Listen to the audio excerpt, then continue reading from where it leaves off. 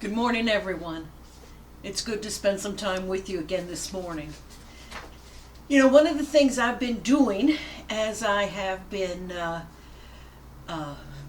spending more time at home is I've really been doing a lot of reading.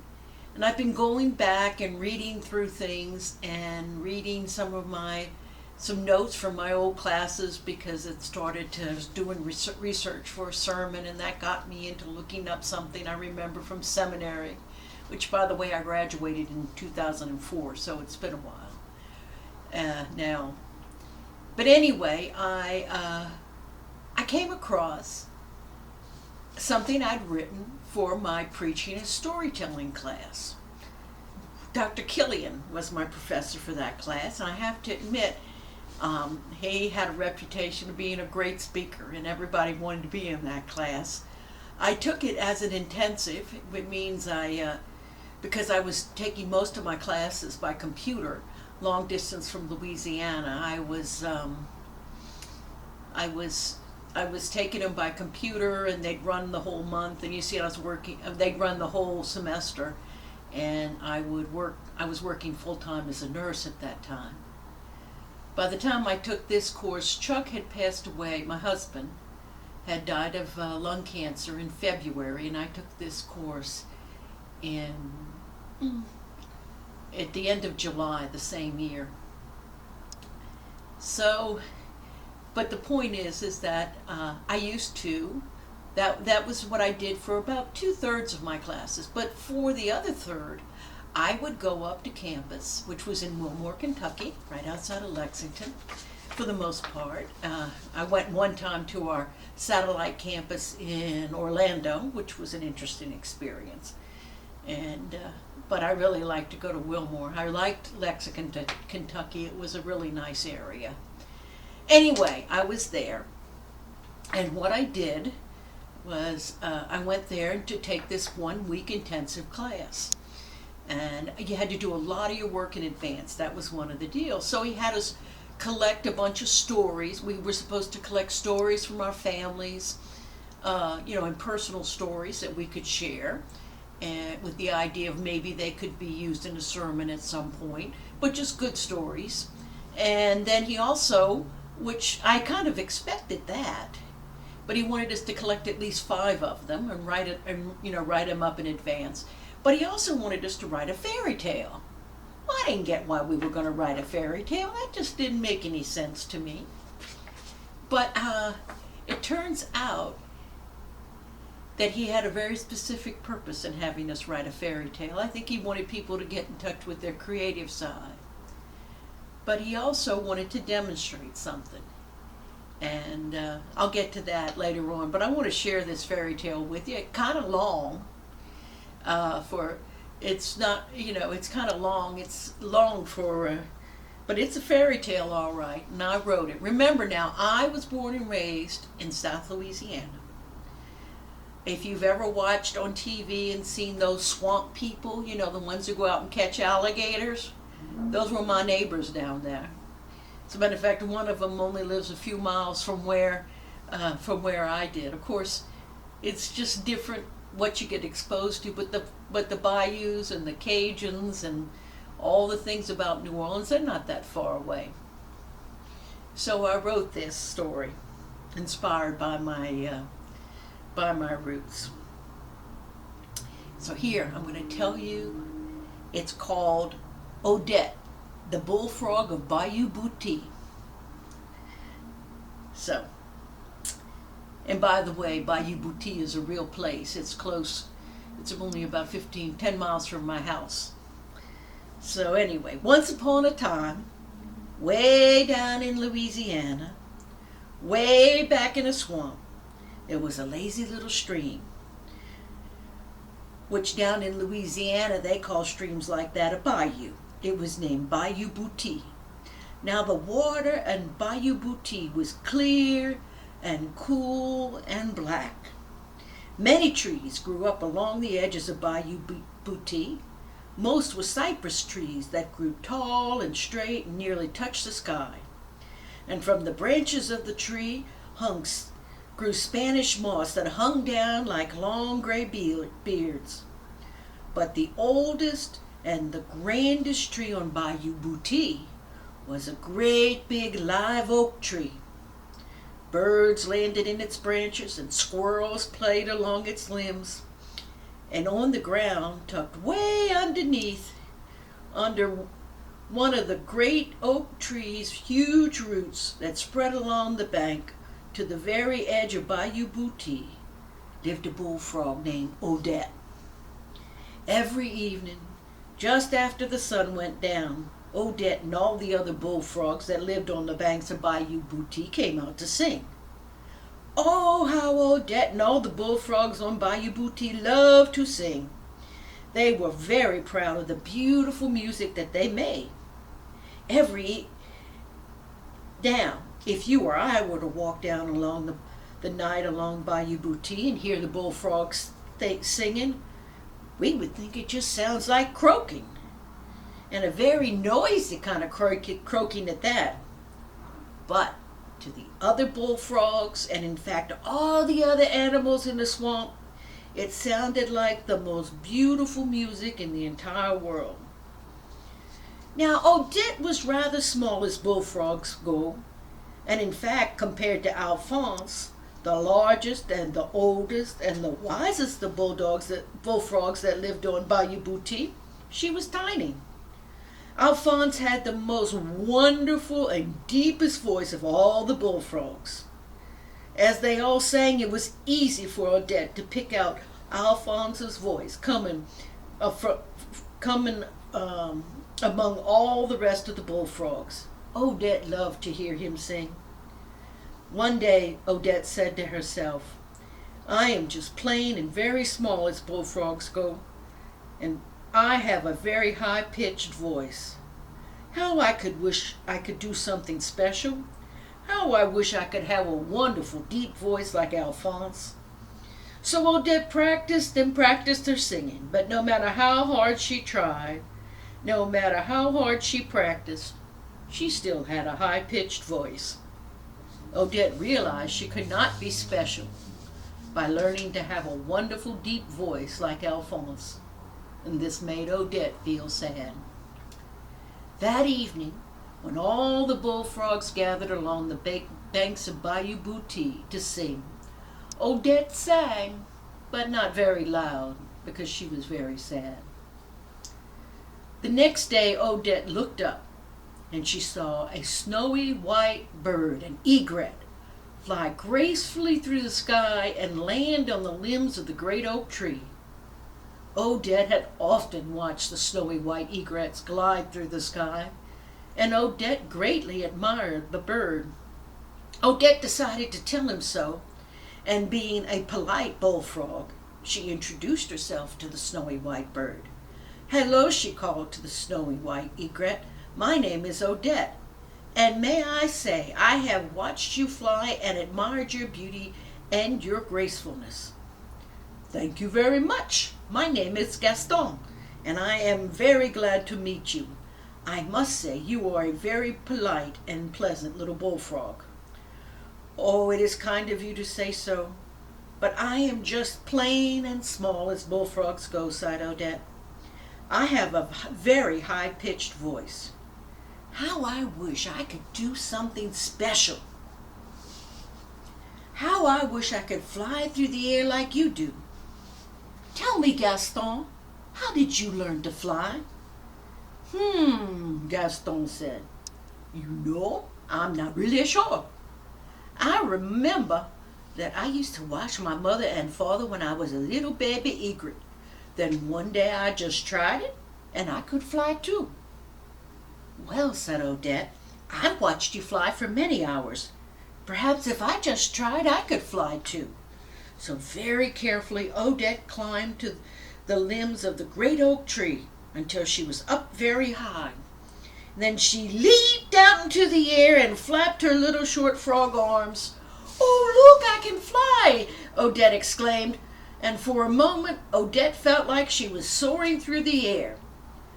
But suddenly, she realized the only direction she was flying was straight down. Plop! Odette did a belly flop in the cool, clear black water of Bayou Booty, with a loud splash. And though she wasn't hurt, the force of hitting the water from so great a height made her belly sting, and it was very sore. Odette realized that she could not be special by learning to fly like Gaston, the snowy white egret. And this made Odette very sad. That evening, when all the bullfrogs gathered on the bank of Bayou Booty to sing, Odette sang, but not very loud at all, because she was very sad. The next day, Odette was watching two squirrels play among the limbs of the great oak tree. They looked like they were having so much fun jumping back and forth between the limbs of the tree. Odette greatly admired how they jumped from limb to limb. Odette decided to tell them so. "Hello," she called to the two squirrels. "My name is Odette, and may I say I have often watched you play among the limbs of the great oak tree and admired how easily you jump from limb to limb. Thank you very much. My name is Anton, and this is my brother Armand. We are very glad to meet you. I must say you are a very polite and pleasant little bullfrog." "Oh, it is kind of you to say so, but I am just plain and small as bullfrogs go," sighed Odette. "I have a very high-pitched voice. How I wish I could do something special. How I wish I could run and jump from limb to limb in the great oak tree like you do. I can jump on the ground, but I've never jumped from limb to limb and all the way up and down a tree. Tell me, Anton, how did you learn to jump so easily from limb to limb?" Said Anton. I'm not really sure. I remember that when we used to watch our mother and father jump from limb to limb when we were just baby squirrels. And then one day we tried it, and we could too." "Well," said Odette, "I have watched you and Armand play in the tree many times. Bullfrogs are very good at jumping on the ground, but I've never tried jumping from limb to limb in a tree before. Perhaps if I just tried, I could do it." So very carefully Odette climbed halfway up the great oak tree. She climbed on the limb and she jumped at the nearest limb. She managed to land on the tree limb, and she tried to grab it with her fingers and toes. But landing on the small, round, hard tree limb was much different than landing on the big, large, flat, soft ground. And try as she could, Odette couldn't hold on to the limb of that great oak tree. So plop! Odette did a belly flop into the cool, clear, black water of Bayou Booty with a loud splash again. And although she wasn't hurt, the force of hitting the water from just a little height made her belly sting, and her belly was already very sore. Odette realized that she could not be special by learning to jump from limb to limb like Anton and Armand. That made Odette very sad. That evening, when all the bullfrogs were gathered on the banks of Bayou Booty to sing, Odette did not sing at all, because she was very, very sad. Odette just sat on the bank, listening to all the other frogs singing. She listened especially for Alphonse's wonderful, deep voice, and she thought about how very, very sad she was. But suddenly, Alphonse stopped singing. All the other bullfrogs were so surprised that Alphonse had stopped singing that they stopped singing too. And there was a strange quiet over all of Bayou Booty. All the animals in the swamp stopped what they were doing, and they listened to the strange quiet too. "Something is wrong," said Alphonse. "Tonight the music isn't the most beautiful music in the entire world anymore. I can hear my own deep voice, and I can hear all the deep voices and all the middle voices and most of the high voices on Bayou Booty. But where is Odette? Without Odette's special voice, we just don't sound right." Odette was surprised. But I am just plain and very small as bullfrogs go, said Odette. I have a very high-pitched voice. I have tried to do something really special over and over again, but each time I fail. Odette, said Alphonse gently, it is true you are very small as bullfrogs go, and that you have a very high-pitched voice. But don't you understand that without your very special high-pitched voice to balance my very deep voice, the music just isn't the most beautiful music in the entire world anymore? Really? Asked Odette. Really, said Alphonse, who was truly the oldest and the wisest of all the bullfrogs on Bayou Boutique. Will you sing with us? Oh, yes. Will you sing with us? He said. Oh, yes, said Odette. I can't believe that I can finally do something special. My dear Odette, said Alphonse, smiling warmly at her, you are always special. I'm glad that now you realize it.